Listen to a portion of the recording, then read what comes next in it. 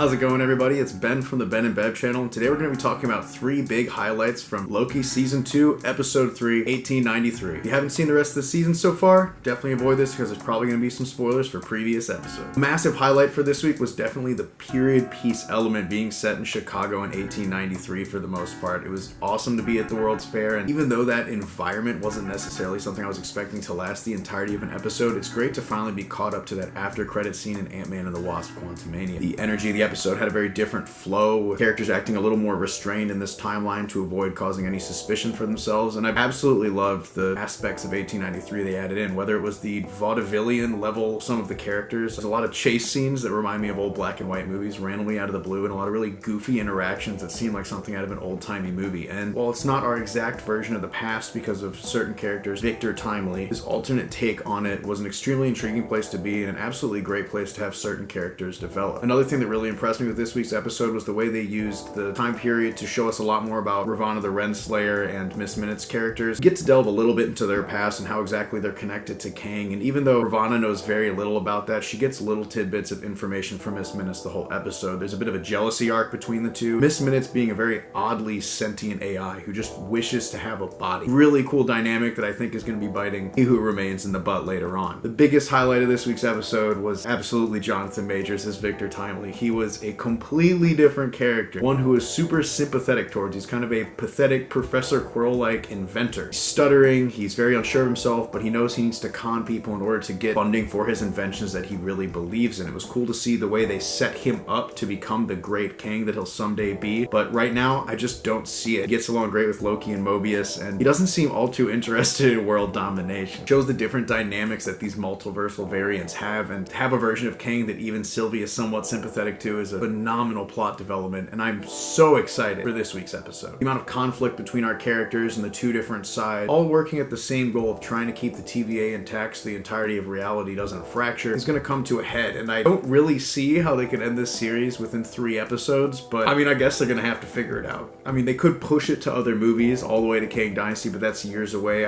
I feel like we definitely need a good plot resolution. I will say definitely he was kind of in the center stage when interacting with our characters. Loki and Mobius were great with their chemistry as usual. It was great to have Ravonna and Miss Minutes back, but Victor Timely was the center focus, and for good reason. Did you guys enjoy Loki's 3rd episode as much as I did? Let us know in the comments below and leave a like if you enjoyed the video. We'll see you guys next time. Ben and Bev, out.